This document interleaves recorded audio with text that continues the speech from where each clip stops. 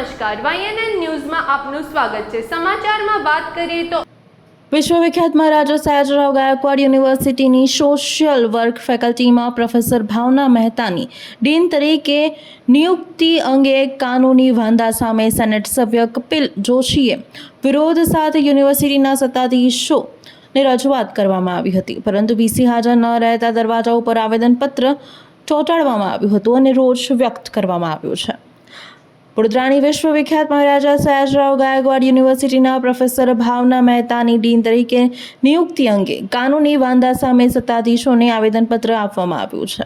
યુનિવર્સિટીના સત્તાધીશો કુંભકર્ણની નિંદ્રામાં સૂતેલા હોય તેવું લાગી રહ્યું છે, તે માટે તેમને રજૂઆત કરવામાં આવી છે, પરંતુ યુનિવર્સિટીના વીસી હાજર ન રહેતા પૂર્વ સેનેટ સભ્ય કપિલ જોશીએ આક્રોશ પ્રગટ કર્યો છે અને વીસીના ઓફિસની બહાર દરવાજાઓ પર આવેદનપત્ર ચોંટાડી સંતોષ માન્યો હતો અને પ્રોફેસર ભાવના મહેતાને તમામ હોદ્દા ઉપરથી દૂર કરવાની માંગ કરી હતી।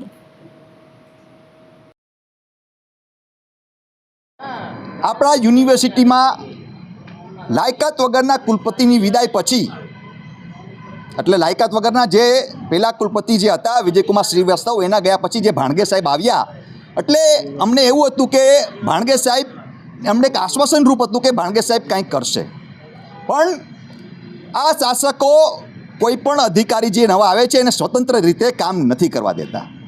એનો હું તમને સ્પષ્ટ ઉદાહરણ આપું કે આજે યુનિવર્સિટીની અંદર જે રીતે હેડ ઓફ ધ ડિપાર્ટમેન્ટની ડીનની જે નિમણૂકો થઈ રહી છે, એમાં સ્પષ્ટપણે એક વિચારધારાના લીધે ને વિચારધારાના લોકોની નિમણૂકો થઈ રહી છે। હું તમને જીવતે જાગતો ઉદાહરણ આપું કે ફેકલ્ટી ઓફ આર્ટ્સની અંદર હાલના જે ડીન છે એ બહુ જ જુનિયર છે, એના કરતાં ઘણા બધા શિક્ષકો જે પ્રોફેસરો છે એ સિનિયર હોવા છતાં પણ ત્યાં કોઈને હોદ્દો નથી, ત્યાં ડીન નથી બનાવવામાં આવતા, ઘણા લોકોને હેડ ઓફ ધ ડિપાર્ટમેન્ટ બનાવવા નથી આપતા। તો અમને ખબર પડી છે કે આ જે ડીન છે એ કોઈ રાજકીય, એટલે શિક્ષણ મંત્રીના જે ઇશારાથી કે શિક્ષણ મંત્રીના એમ કે તો આપણે એની ભલામણથી આ બેનને કંઈ હટાવવામાં નથી આવતા।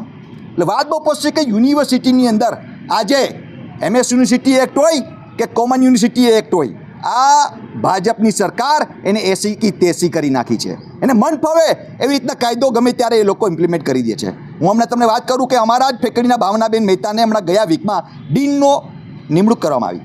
અરે ભાઈ, હાલમાં જે પ્રોફેસર ભાવના મહેતાબેન એ હાલમાં કંટ્રોલ ઓફ એક્ઝામિનર છે અને પાછા એ તો મને ખ્યાલ છે કે ત્યારે હેડ ઓફ ધ ડિપાર્ટમેન્ટ પણ હતા। તો મને એ નથી ખબર પડતી, જ્યારે full time control of examiner common એક્ટમાં સ્પષ્ટપણે લખવામાં આવ્યું છે કે 2 પોસ્ટ તમારી ફૂલ ટાઈમ તમે કેવી રીતના તમે આપી શકો? તો એમની પાસેથી ના રાજીનામું લેવામાં આવ્યું કંટ્રોલ ઓફ એક્ઝામિનર તરીકે, તો તમે ડીન તરીકે નિમણૂક કેવી રીતના કરી? અને જો ડીન તરીકે એમને ચાર્જ નથી લીધો તો તમે એને સીઝ મેમ્બરશીપનો તમે જાહેર કેમ નથી કરતા, ખુલાસો કેમ નથી આપતા? એટલે યુનિવર્સિટીના સત્તાધીશોને હું કહેવા માગું છું, અને સ્પેસિફિકલી હું ભાવના મહેતા મેડમના જે મુદ્દા છે, બરાબર, જેનું નિમણૂક થઈ છે, એ આ રજિસ્ટ્રારે ને તો વીસીએ ખુલાસો કરવો પડે કે ભાઈ કોના ઇશારે આ ખેલ ખેલાઈ રહ્યો છે, કોણ કેમ ડીન અને કંટ્રોલ ઓફ એક્ઝામિનની ખોખોની આ રમત રમાઈ રહી છે, શાના માટે? ભાણગે સાહેબ, હું કહેવા માગું છું કે તમે એક અધિકારી તરીકે, એક વાઇસ ચાન્સલર, તમે કુલપતિ તરીકે તમે તમારી આજુબાજુના જે સલાહકારો છે, બરાબર, એ બધા ભાજપની જીહજૂરી કરવાવાળા છે। તમે કાયદાનું જ્ઞાન લ્યો, તમે યુનિવર્સિટીના એક્ટ પહેલાંનો વાંચો અને હાલમાં આ ભાજપની ભ્રષ્ટ સરકાર આ કોમન યુનિવર્સિટી એક્ટ આવ્યો એ પણ વાંચો, તો તમને ખબર પડશે કે કાયદાની જોગવાઈમાં શું કહેવાય છે। એટલે હું તમને કહેવા માગું છું ભાણગે સાહેબ કે તમે શરણાગતિ ના સ્વીકારશો, તમે કરોડરજ્જુ વગરના કુલપતિ ના બનો, તમે એક કટ્ટાર કુલપતિ તરીકે આ યુનિવર્સિટીની જે ગરિમા છે એને તમારે સાચવવી પડશે ને આ યુનિવર્સિટીની ગરિમાનું તમારે હનન કરતાં તમારે બચાવવું પડશે। ને જો તમારી તાકાત ના હોય અને તમારે બી જીહજૂરી કરવી હોય અને આ સરકારની સામે તમારે મુજરા કરવા હોય તો તમે પણ રાજીનામું આપીને તમે તમારા જ્યાંથી આવ્યા એ પાછા ત્યાં વયા જાઓ, પણ આ યુનિવર્સિટીને જે મહારાજા સયાજીરાવ યુનિવર્સિટીનું નામ અને એનું ગરિમાનું હનન અમે નહીં થવા દઈએ અને નહીં થવા દઈએ। આના ભાગરૂપે કોને રજૂઆત કેવી રીતના કરજો? અમે એકચ્યુઅલી રજૂઆત કરવા વાઇસ ચાન્સલરશ્રીને આવ્યા હતા, પણ સમય વાઇસ ચાન્સલર સાહેબ રૂમમાં નહોતા અને પછી રજિસ્ટ્રાર સાહેબને મળવા ગયા તો એ પણ હતા નહીં, એટલે બંને અધિકારી કોઈ આજે ઓફિસમાં હાજર હતા નહીં। વાંધો નહીં, એ નહોતા, ઠીક છે। તો અમે લોકોએ પછી એમના દરવાજા ઉપર અમે અમારો આવેદનપત્ર લગાવીને અમારી રજૂઆત એમના જે પીએ છે એમને કીધું છે કે આ તમે આવેદનપત્રમાં અહીંયા ચોંટાડી રહ્યા છે, તમે એને જાણ કરી દેજો અને આવેદનપત્ર આપી દેજો। આ જ અમારી એ રજૂઆત હતી ભાવના મહેતા બેનની વિરુદ્ધમાં કે તમે એનું કંટ્રોલ ઓફ એક્ઝામિનર ચાલુ રાખો કે ડીન તરીકે ચાલુ રાખો. બંનેમાંથી એક પદમાંથી એનું રાજીનામું લેવામાં આવે ને તો એનું બંનેમાંથી એક પદમાંથી એને છૂટા કરવામાં આવે.